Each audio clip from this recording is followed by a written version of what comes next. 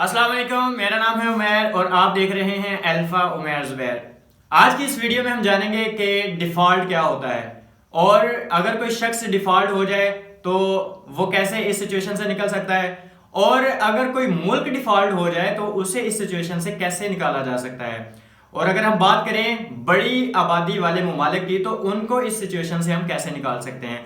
तो इन सब के जवाब आज हम जानेंगे ज़ुबैर साहब से। तो मूव करते हैं ज़ुबैर साहब की तरफ और उनसे पूछते हैं इनके जवाब। अस्सलाम वालेकुम ज़ुबैर साहब, कैसे हैं आप? वालेकुम अस्सलाम, अल्हम्दुलिल्लाह रब्बिल आलमीन। अच्छा सर, थोड़ी देर पहले हमने कुछ बातें डिस्कस की हैं, उनमें सबसे पहले डिफ़ॉल्ट की हम डेफिनेशन जानना चाहेंगे कि डिफ़ॉल्ट क्या होता है, डिफ़ॉल्ट से क्या मुराद है। बिस्मिल्लाहिर्रहमानिर्रहीम। सबसे पहली चीज़, डिफ़ॉल्ट का मतलब होता है दिवालिया होना। और दिवालिया अगर देखें तो दिवालिया कोई भी पर्सन उस वक़्त होता है जब उसकी आमदन कम हो और उसके अखराजात ज़्यादा हों और सही। वो अपने अखराजात को पूरा करने के लिए किसी से कर्ज लेता है और उस कर्ज की अदायगी के लिए इक़दाम करता है, लेकिन वो कर्ज उस वक़्त पर नहीं अदा कर पाता, तो वो पर्सन दिवालिया कहलाता है जब वक़्त पर वो अपनी ली हुई अमाउंट को वापस नहीं कर पाता। यानी कि जो कर्ज उसने ले लिया उसने वक्त पर उसे अदा नहीं किया तो इस सिचुएशन में वो डिफ़ॉल्ट हो सकता है। बिल्कुल जी, डिफ़ॉल्ट। अच्छा, तो इसके बारे में हमें मज़ीद बताइएगा कि लोग डिफ़ॉल्ट क्यों होते हैं। मेरे साहब, हर पर्सन जो है वो एक ही तरीके से डिफ़ॉल्ट नहीं होता।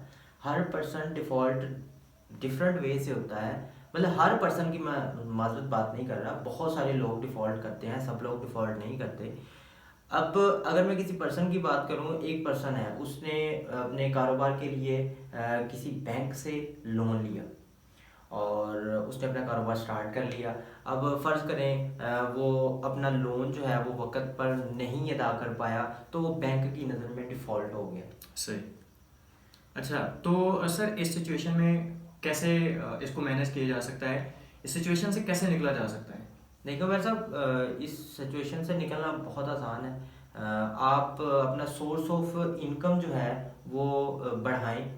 कोई नया सोर्स ऑफ इनकम तलाश करें जिससे आप जो पहला कर्ज है उसको अदा कर सकें और अपनी मैशियत को बेहतर कर सकें। मतलब हर बंदे की अपनी एक मैशियत होती है, अपना उसका एक एरिया, अपना एक सर्कल होता है। आप अपनी आमदन को बढ़ा सकते हैं और उस कर्ज को अदा कर सकते हैं। सही, बिल्कुल ठीक हो गया।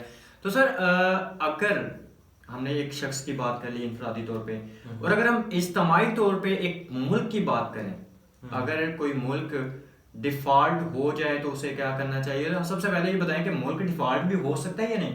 देखो मेरे साहब, मुल्क डिफ़ॉल्ट होते हैं, कोई इसमें परेशानी वाली बात नहीं है। और मैं सर्च आउट कर रहा था तो मुझे पता चला कि बहुत सारे ममालिक जो है वो डिफ़ॉल्ट हुए। उनमें से कुछ अगर मैं बात करूँ तो उनमें पुर्तगाल है, हंगरी है, रशिया है, स्पेन है, यूक्रेन है, अल्जीरिया है, इजिप्ट है, कोलंबिया है, मैक्सिको है, एक्वाडोर है और उसके बाद पनामा है। और पनामा जैसा कंट्री, आप पनामा के बारे में तो बहुत ज़्यादा जानते होंगे, बहुत ज़्यादा डिस्कस होता है। और वो भी कोई एक मरतबा नहीं बल्कि मैं अगर बात करूं तो वो 3 से 4 दफ़ा इट सेल्फ दिवालिया हुआ। 1932 में हुआ, 1983 में हुआ, 1987 में हुआ, 1988 में हुआ और पुर्तगाल हुआ, हंगरी हुआ। तो बहुत सारे ममालिक दुनिया में डिफ़ॉल्ट हुए।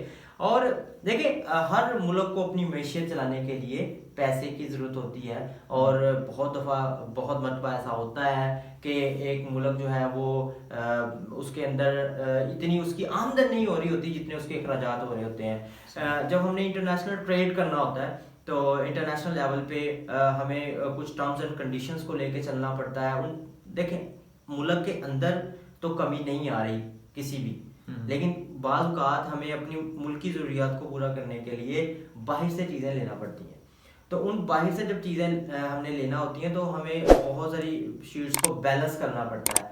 तो उस बैलेंस को लेके चलने के लिए हमें बाहर के जो इदारे हैं या बहुत सारे ममालिक हैं, उनसे हमें कर्ज लेना पड़ता है। और होता यह है कि समटाइम्स बहुत सारे ममालिक के साथ कुछ अंदरूनी मामलात की वजह से वो कर्ज नहीं वक्त पे जो है वो अदा कर पाते। तो उस बाहर वाला मुल्क या वो बाहर वाली जो स्टेट है उसकी नजर में वो वाला मुल्क जिसने कर्ज लिया होता है, जब वो कर्ज अदा नहीं कर पाता तो वो डिफॉल्ट कर जाता है। तो मैंने बहुत सारी कंट्रीज का नाम आपको बताए, अगर आप जाके इसकी हिस्ट्री को देखें तो हर मुल्क जो है वो बहुत बार डिफॉल्ट हुआ है। लेकिन इसमें घबराने वाली कोई बात नहीं है। कुछ क्राइसिस आते हैं, हमारे घरों में भी तो आते हैं ना। अगर मुल्क के अंदर क्राइसिस आ गए तो इसमें घबराने वाली कोई तो मेरे ख्याल में बात ही नहीं है। तो सर अब मैं बताइएगा कि मुल्क डिफॉल्ट हो जाते हैं, मान लीजिए सर अगर ममालिक डिफॉल्ट हो जाएं, फॉर एग्जांपल आपने जैसे बताया कि काफ़ी ऐसे कंट्रीज हैं जो पहले डिफॉल्ट हो चुके हैं, तो हमें ये बताइएगा कि डिफॉल्ट से कैसे निकला जा सकता है। सब डिफॉल्ट से निकलना, मैंने एक पहले भी बात की है कि चीजें डिफॉल्ट होती हैं, मुल्क डिफॉल्ट होते हैं, लोग डिफॉल्ट होते हैं। मुल्क अगर डिफॉल्ट हो जाए तो उस मुल्क डिफॉल्ट हो जाए तो मुल्क का डिफॉल्ट से निकलना बड़ा आसान है। आप सोच रहे होंगे कैसे आसान है। अब मुल्क को चाहिए कि सबसे पहले नंबर पे अगर कोई मुल्क डिफॉल्ट हो रहा है तो मुल्क एक कोई छोटी से घर, मोहल्ले या गली का नाम नहीं है। मुल्क एक बहुत बहुत बड़ी पावर होती है। और अब सबसे पहली चीज जो अगर कोई मुल्क डिफॉल्ट हो जाए तो सबसे पहली चीज जो करनी चाहिए कि जो आला सरबराहान होते हैं उनको आपस में बैठना चाहिए और बैठ के उसका एक सूटेबल हल तलाश करना चाहिए। अगर हमारे घर में कोई इशू आ जाए, हमें कोई प्रॉब्लम आ जाए, तो हम लोग क्या करते हैं, सारे मिलके बैठते हैं, उस प्रॉब्लम को हल करने की कोशिश करते हैं, उसके हल तलाश करते हैं, हर बंदे से राय लेते हैं कि आपकी राय क्या है, आपकी राय क्या है, आपकी राय क्या है। तो सबकी राय जो इकट्ठी करके एक फैसला किया जाता है और फिर उस फैसले के ऊपर हम लोग अमल दरामद करते हैं और बहुत जल्द उस प्रॉब्लम से हम लोग निकल आते हैं। तो अगर मुल्क डिफॉल्ट हो जाता है तो मुल्क के जो सरबराहान हैं उनको बैठना चाहिए, आपस में उनको जो है वो सर जोड़ने चाहिए और जो भी प्रॉब्लम है उसका सलूशन निकाल लेना चाहिए। तो बड़ा आसान। अच्छा, तो अगर बड़ी आबादी वाले ममालिक जो हैं उनके ऊपर ये क्राइसिस आ जाते हैं, वो डिफॉल्ट में चले जाते हैं या डिफॉल्ट में अभी नहीं गए, चलो अगर इस सिचुएशन में चले गए तो इस सिचुएशन में से कैसे निकला जा सकता है उन बड़ी आबादी वाले ममालिक, मतलब एक टारगेट है हमारा बड़ी आबादी वाले ममालिक, तो वो कैसे निकल सकते हैं? देखो मेरे साहब, बड़ी आबादी वाले मुल्क को तो डिफॉल्ट से निकालना बहुत आसान है। अच्छा। और एक ऐसा मुल्क जिसके अंदर नौजवान जो है वो तकरीबन कोई 36 मिलियन से ज्यादा हों, और इस तरह के मुल्क को तो डिफॉल्ट से निकालना आसान ही बहुत है।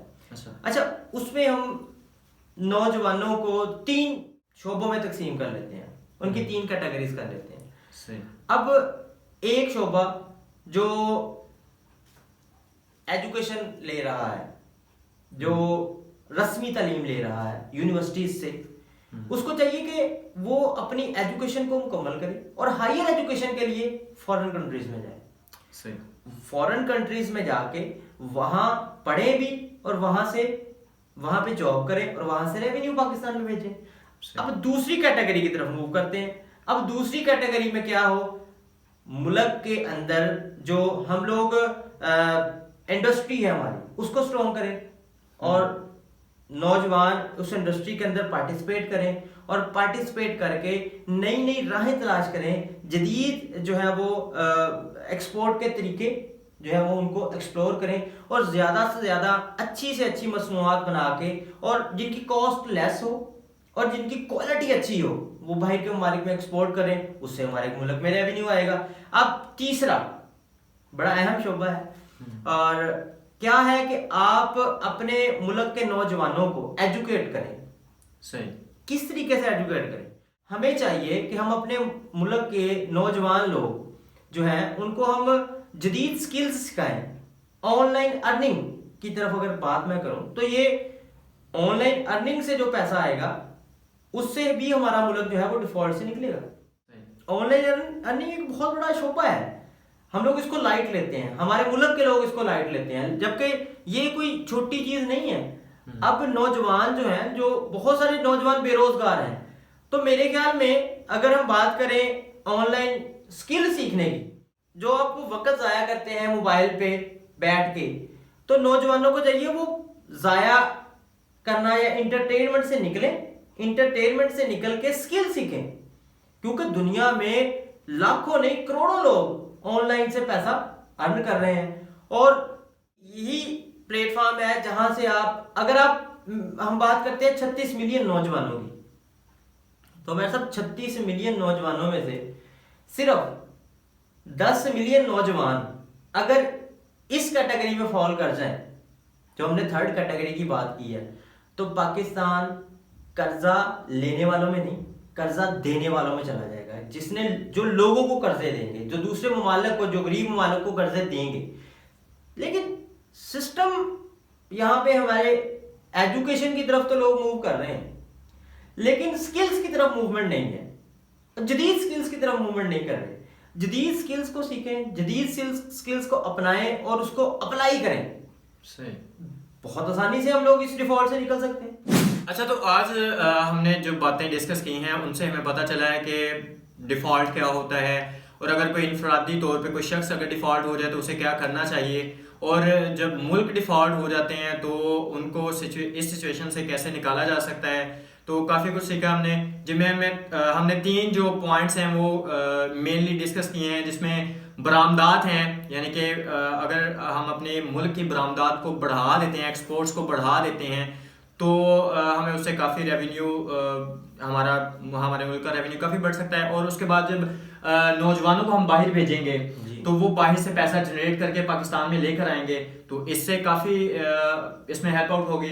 और तीसरा जो पॉइंट है वो बड़ा मज़ेदार और इंटरेस्टिंग है कि हम अपने नौजवानों को स्किल्स सिखाएं, ऐसे स्किल्स सिखाएं जो वो ऑनलाइन अपनी सेल कर सकते हैं, और इसके थ्रू वो बाहर से रेवेन्यू जनरेट कर सकते हैं, जिससे बाहर से अगर पैसा आएगा तो डेफिनेटली पाकिस्तान में बेहतरी आएगी। तो ये सारे तरीके हैं जिससे एक मुल्क डिफ़ॉल्ट होने से बच सकता है, या अगर डिफ़ॉल्ट हो भी जाए फॉर एग्जांपल तो उससे निकल सकता है। Thank you so much for watching our video, और इसको लाइक कर दीजिएगा, सब्सक्राइब कर दीजिएगा, और हमें दुआ में याद रखिएगा। अल्लाह ने के बाद।